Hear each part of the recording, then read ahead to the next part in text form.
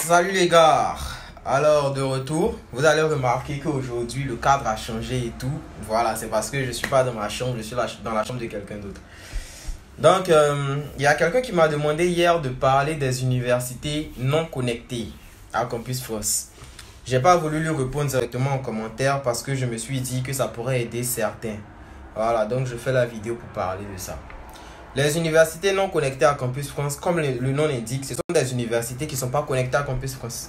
C'est-à-dire, si vous postulez pour ces universités-là, lorsque ces universités vont répondre, vous n'aurez pas de réponse sur votre espace Campus France. Et c'est vraiment dommage. Lorsque vous êtes sur Campus France, votre boîte pastel, postulez pour les universités connectées. Les universités non connectées, c'est un peu comme les universités privées. Je vais aborder ce thème-là tout à l'heure. Voilà, vous les contactez directement. Pas besoin de Campus France. Donc, si vous passez par Pastel, c'est-à-dire par Campus France normal, prenez que les universités connectées. Comme ça, lorsque ces universités-là répondront, vous pourrez, vous pourrez voir les réponses et puis valider directement. Voilà. Maintenant, pour les universités non connectées, dans le groupe des universités non connectées, il y a les universités privées et tout. Et là, ça peut être une alternative aussi, les universités privées. Pour ceux parmi vous qui n'auront pas d'acceptation, ce que je ne souhaite pas, pour ceux parmi vous qui n'auront pas d'acceptation, c'est pas forcément fini. Il y a encore les universités privées qui sont là. Voilà. Mais il faut avoir les moyens. Voilà. On dit université privée. Il y a encore des universités privées qui sont là. Si vous voulez venir faire des écoles de commerce, des écoles d'ingénierie, des écoles d'infirmerie et tout. Voilà. Parce que ici, pour faire l'infirmerie, c'est pas obligatoire de passer par. Bon, il n'y a plus la passe. Mais il faut avoir l'argent. Voilà. Vous pouvez faire les universités privées. C'est une alternative. Comment faire pour entrer en contact avec les universités privées? Vous cherchez sur Google. Voilà. Liste des universités privées en France. Et puis en fonction de ça, vous allez faire vos recherches. Mais attention, ce n'est pas toutes les universités privées qui sont reconnues par l'État français. Certaines universités ne sont pas reconnues. Et pourtant, elles existent en France ici. Je ne sais pas pourquoi ça existe si ce n'est pas reconnu, mais c'est comme ça. Je n'ai pas d'explication à ça. Ces universités-là ne sont pas reconnues, mais elles existent en France ici. Vous êtes inscrit dans une université privée non reconnue. Vous allez partir avec au visa. Vous n'allez pas avoir le visa. C'est comme ça, c'est clair. Parce qu'eux, ils savent. Le consulat sait. Donc, à vous de très bien vous renseigner. Et la plupart du temps, ces universités privées-là, vous allez voir qu'elles ne sont pas chères. 2000 €. 3000 €, souvent 4000 €. Voilà. Souvent 4000 €. Vous voyez une université privée à 1500 € ici. Je vous dis clairement, en France, ça n'existe pas. Voilà. En France, ici, ça n'existe pas. Même ceux qui ont fait Parcoursup pour aller faire les BTS et tout là.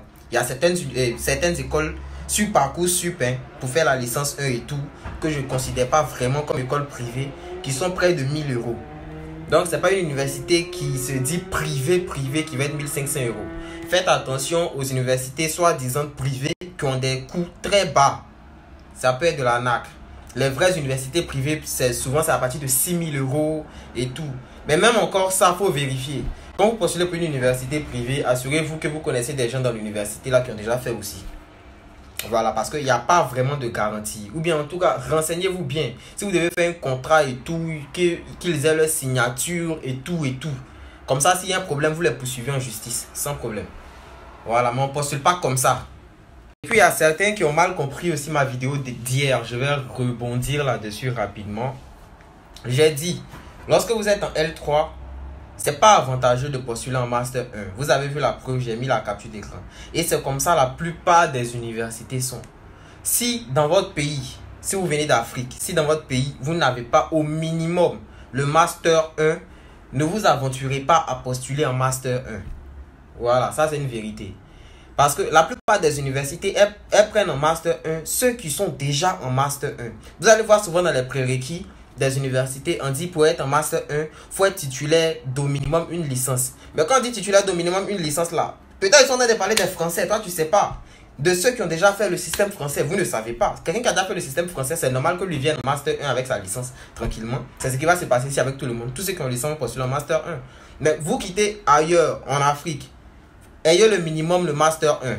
Voilà, ayez au minimum le Master 1. Parce que déjà, il y a certaines personnes qui étaient en L3, qui ont postulé en Master 1 et ça a marché. Mais ces personnes-là, si on prend 5000 personnes, ces personnes-là sont 5. Vous voyez un peu la différence. Voilà.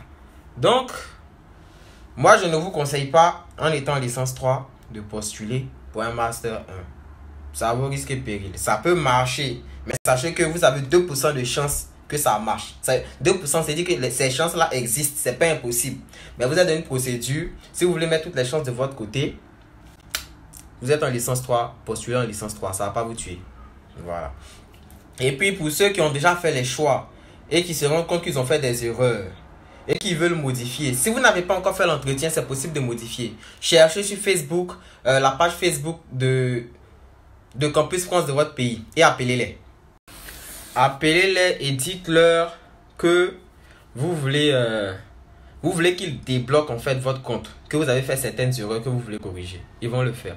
Mais si vous avez déjà fait l'entretien, c'est mort. Voilà. Vous avez déjà fait l'entretien, c'est mort. Voilà, donc c'est ça. En tout cas, continuez de nous écrire. Pour ceux qui font confiance à ma structure, c'est déjà bien. Bientôt, quand ils vont arriver en France, je vais faire une sorte de vidéo et tout avec eux. Vous allez voir, je vais vous montrer et tout. Voilà, ma structure, c'est EK France Consulting. On se charge de votre dossier Campus France, de sa création, du montage, du choix des universités susceptibles de vous accepter et tout. On vous fait un coaching particulier pour l'entretien.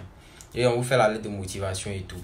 Et après aussi, on peut vous aider au côté consulaire. Mais sachez que Campus France et côté consulaire, nous on dissocie. Et voilà. Donc on peut vous aider aussi à ce niveau-là. C'est EK France Consulting. On est ensemble les gars.